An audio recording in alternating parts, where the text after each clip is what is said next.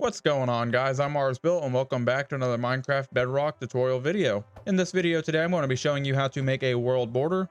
However, this world border is not just any regular world border that makes a radius around the player, because I did not want to block off all four sides of the world. I ended up putting this command together because I wanted to only block off one side of the world. So for example, if I wanted to keep everybody on the server from going north from a preset coordinate, then I could go ahead and do that with the command blocks that I have underneath me. The reason I put these together is because we are potentially playing with the idea of using these on the server that I'm putting together, and we are toying with the idea because of the 1.19 update coming out, which will probably intersect our first season. If you are new to the channel, we have a brand new Bedrock SMP coming to YouTube, so make sure that you get subscribed, that way you do not miss any of the upcoming videos. So some of the reasons why you might want to use something like this is to keep your world size small, and to keep it from growing astronomically, making more and more lag on your server or your world.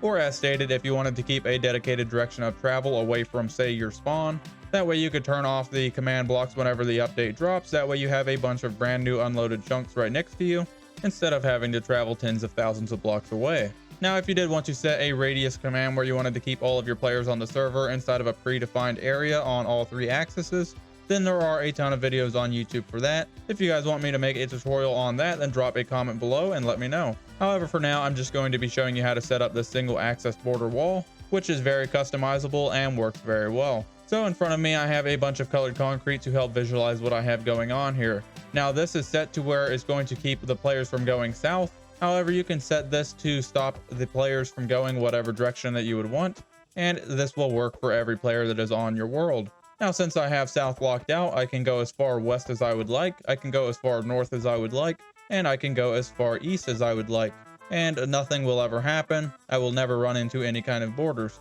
However, as soon as I start to go south, it's going to run into a border, and I'm not going to be able to pass that point. These colored concrete is going to help illustrate what's going on.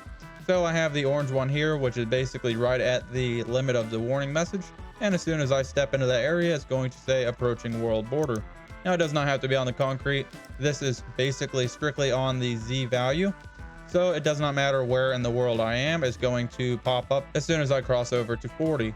As mentioned, you can set this and customize this to come on at whatever chord that you want. I just decided to keep 40, that way it's nice and small and easy to show on the tutorial. Now, as soon as I keep going over to the 49 on Z, you'll see that I have a bigger title that pops up that flashes and says border limit, and it's going to continue to flash until I go back. Now, if I keep on trying to proceed and go forward, it's just going to keep teleporting me back, and I'm not going to be able to go forward at all. We'll go over here to 35, and then I'm going to teleport on the X axis a ways away. So I'm 100,000 blocks away on the X chord, and as you can see, if I keep on going south, once I run into 40, it's going to warn me approaching world border. And then once I get over here to 49, it's going to start flashing border limit, and I'm no longer able to proceed forward. Now, you might think that, okay, well, I can just ender pearl past it. However, that's not going to work at all. As soon as that ender pearl hits the ground, you're going to teleport over.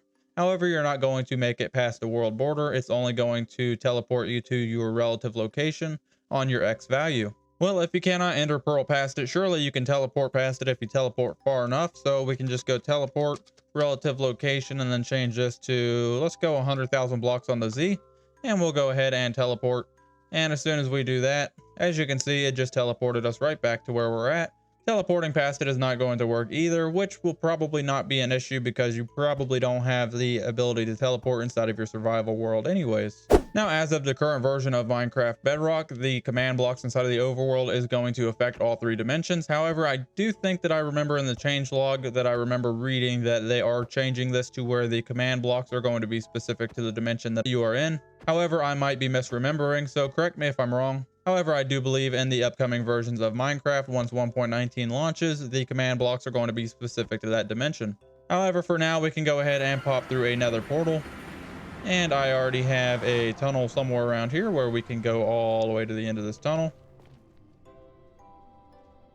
And as you can see, the world border is also going to work inside of the nether as well. Keep this in mind whenever you are using your world border, as we are not able to separate the dimensions yet. Now, before we get into setting up these command blocks, there is a few things that you need to know. One is we need to make a ticking area. The ticking area is basically going to keep the chunk that you are in live 100% of the time. That way, if you are across the world, you don't have to have a player loading your command block. It's always going to be loaded. That way it will always work no matter where you are at inside of the world. In order to do that, you are going to have to mark out a chunk. If you need help marking out a chunk, I have a video linked in the top right now. You can go ahead and click that, and that's going to show you an easy method to finding your chunk borders inside of the Minecraft survival world. If you are open to downloading a resource pack, then you can go ahead and download the one that I am using, which is the Foxy No-Tail Markers pack. It works absolutely amazing, and it will not disable cheats inside of your worlds, so it is great to use on regular worlds, realms, and servers without messing anything up. Everything that you need to know, such as links for the resource pack and also commands, are going to be down inside of the description below for your convenience. That way you can copy and paste them as a template inside of the command block and make it a little bit easier for you. Alright, so I have pretty much reset everything inside of this world and removed all the command blocks. That way we have a nice clean canvas to start building our command blocks on. You are going to want to make a copy of your world. That way you do not risk losing any of your progress if you are doing this on a pre-existing world. The first thing that you are going to do is go to settings, and then you are going to put it in creative mode. It's going to say that you're going to lose achievements. That is fine. We'll be able to get achievements back once this process is finished. Once you have done that, you're going to bring up your typing window and do a /, then you're going to do give @s, and then you're going to type in command_block, which is going to give yourself a command block. Go ahead and hit enter, and as you can see, it has given one command block to me. So now that we have a command block, we need to go ahead and find our chunk borders. We need to find what chunk we want to make into our ticking area to keep that chunk alive. So what I'm going to do is place down a armor stand and then give that armor stand a banner. And I am using the Foxy No-Tails marker pack here, so then we can crouch and we can go ahead and click on him twice, which is going to highlight the single chunk that the armor stand is in. So now I want to go ahead and get my ticking area installed. You can go ahead and place down a command block if you would like, or you can go ahead and do this command inside of the console. Either way works just fine. However, I like to have the command block. That way I can go ahead and edit this if I need to. Now, with that being said, I would not have these out in the open. I would have this down below inside of a bedrock box or somewhere where the player is not going to be able to find it. And what you need to do is add in a ticking area command. So you're going to go here. We are going to change the hover note to ticking area. That way we know what this is. So now once we pop off of that, you can see it highlights ticking area. And then we can go here and change the command. We're going to type in / ticking area with no spaces. Then after area, you're going to place a space, add, and then after this, you're going to hit another space, and then you're going to add your coordinates. Now you're going to go to two different opposing corners. So this one here, and then you can go to that one here. It doesn't matter what corner you go to as long as you are going from one corner all the way to the furthest corner from you. So we're going to take down the coordinates here, which is going to be 0, 74, -1. Now, whenever you're adding a ticking area, it basically keeps everything alive from bedrock all the way up to build height. So the Y coordinate inside of the middle is not going to matter. So instead of using a 74, you can go ahead and substitute this with a 0 if you would like. So for this one, we're going to do 0 for the X, 0 for the Y, and -1 for the Z. So we'll go here. We're going to hit space, 0 for the X, 0 for the Y, and -1 for the Z. Then we're going to hit another space, and we're going to go all the way across here. Then we're going to get these chords at the furthermost corner. So we have 15, 0, -16. So we have 15, 0, -16. And you want to just double check these and make sure that they are correct. Once you have verified the coordinates and they are correct, you can go ahead and find you a lever or a button. And you would just want to go ahead and hit this one time. So we're going to crouch place a button on the side of it, press it one time to make one ticking area. And then we're going to remove that button. That way it does not get pressed anymore. Having a bunch of ticking areas can greatly lag up your world, so we don't want to add too many to it. If you go ahead and click on the command block, it will show you that 1 out of 10 ticking areas is in use, and that's exactly what you want. So now this chunk is going to be kept alive regardless where you're at inside of your Minecraft world.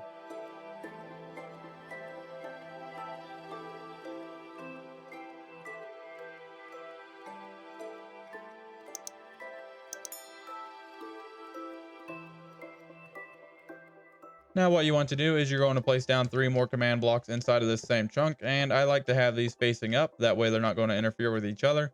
And if you want them all to run on the same lever, you want to cluster them together. That way the redstone powers all 3 of them at the same time. So you can go ahead and grab your lever, crouch, and place your lever inside of the center. And then once you pull that down, it's going to power all 3 of these simultaneously. We're going to go to the very first command block here, and we are going to open it up to edit it. We are going to change the hover note, and we are going to type in world border. In the command block, we are going to type in / execute, and then we're going to execute at all players, so at A, and then we are going to do .. to execute at all players at their position. Now we need to basically make this to where it only affects the player that is going towards the world border. So we are now going to execute once more, and we are going to do at self, which is going to execute at the player that is close to the predetermined area. We are now going to set up the predetermined area. So what we need to do is do a bracket. Now this is going to be different depending if you want to do X, Y, or Z. For this example, I'm going to keep it the same as before and just do it on the south side. So I'm going to do Z. Then after the Z, you're going to hit equals, and then you're going to type in the area where you want the teleportation to take effect. So for this example, I can go ahead and put this at 100, and then I want to do comma. Now after this comma, I want to specify to the game how far this forbidden area is past the Z that I have marked down. In this case is going to be 100. So I'm going to type in D for distance and then Z for Z chord. And then I'm going to type equals, and then I'm going to put 100,000 blocks. So 100,000 for 100,000. And then I'm going to close that in with another bracket.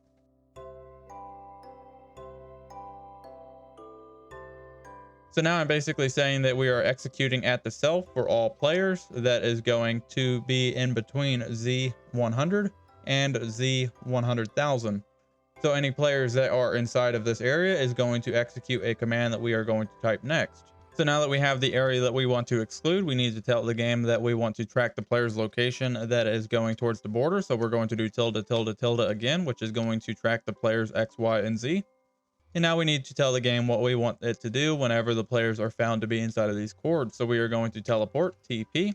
We are going to teleport at self, which is going to teleport the offending player, and then where you want the player to be teleported to. Now you can teleport the player anywhere that you would like. You can teleport him back to the spawn. You can teleport him into a prison down below the surface if you would like. You could teleport him wherever you would like, as long as it is inside of the overworld dimension. However, I like to teleport them right next to the border. That way none of the progress is lost if they were trying to find something that is way away from spawn and they accidentally hit the world border. So it's best just to teleport them to the relative location of it. So what we need to do is open this up so we can actually see what we're typing. And we are going to hit a space again. So we are going to do a tilde, which is going to teleport the player to exactly where they are on the x-axis. Then we are going to hit space and do another tilde, which is going to teleport the player exactly where they are on the y-axis. And now that we are on the z-axis, instead of doing another tilde to teleport him to the relative location, we are going to want to teleport him back 1 from the z. So since we have z 100, we are going to type in 99 here. So whenever he goes to try to pass this, it's going to teleport him back to 99. So once you have this set up, this is exactly what you should have. However, you should be substituting your coordinates that you want the border wall to be at instead of the coordinates that I have here. I would recommend having the DZ at about 100,000 blocks. It's a nice happy medium, and if somebody is going to find a way to get out past 100,000 blocks, technically they won't be able to be inside of the border and they'll be able to roam freely. However, if they go out that far, they deserve to be out that far, and more power to them. However, you can set this max distance to whatever you would like. So now we can go ahead and go back 1, and we're going to make this into a repeat command block. We are going to leave this on unconditional, and we're going to leave this on needs redstone. The delay in ticks, you can leave this on 0 for testing. However, I would recommend leaving it at like 10. That way it's not constantly ticking too much and lagging up your world. However, for this tutorial, I'm going to leave it at 0. And then we can go ahead and hit that lever on, and it's going to activate this. Now we can go all the way over here, and as soon as we pass 100, it should teleport us right back, which it does. You can see it's popping up and actively teleporting us back. So now we can go all the way back over here, and we need to set up a few more things along with getting rid of the chat feedback that's popping up on our screen. So now we want to go to this very center command block here, and we're going to change the hover note to border warning, and we'll put a 1 after it. We're going to put this on a repeat command block.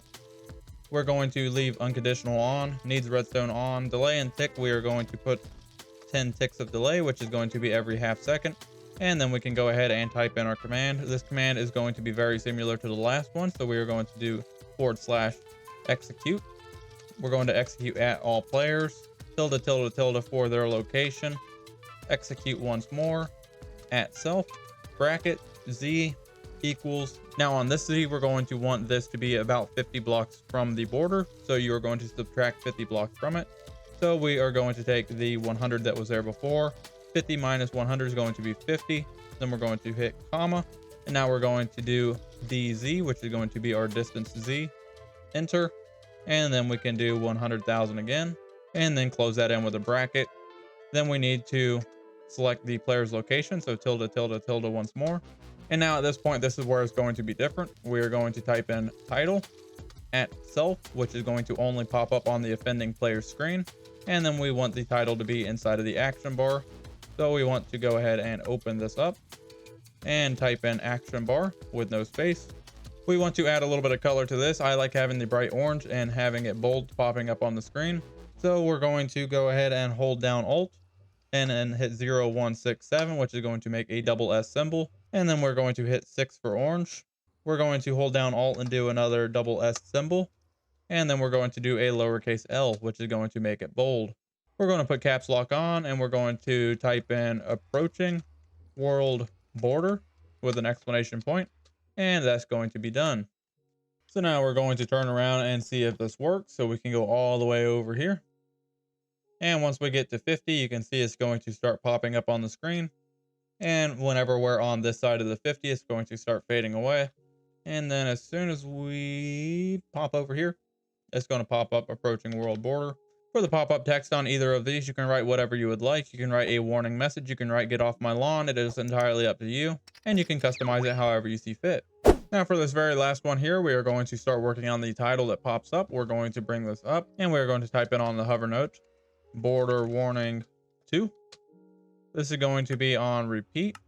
Unconditional needs redstone, 10 ticks of delay, so every half second. And then we are going to start putting in the command. We can go ahead and open this up. We're going to do / execute at all players again. Tilde, tilde, tilde for at all players location. Then we're going to execute once more at self bracket Z chord equals. Now for this, we want this to activate about 1 block from the actual border itself. That way it pops up. So we are going to take the 100, which is the border. We're going to -1. So we have 99 left and it's going to pop up at 99. We can go ahead and hit comma again. We're going to do distance Z for the maximum distance from the designated Z chord. We're going to do equals 100,000 again. And then we're going to close that bracket up, space, tilde, tilde, tilde for player's location.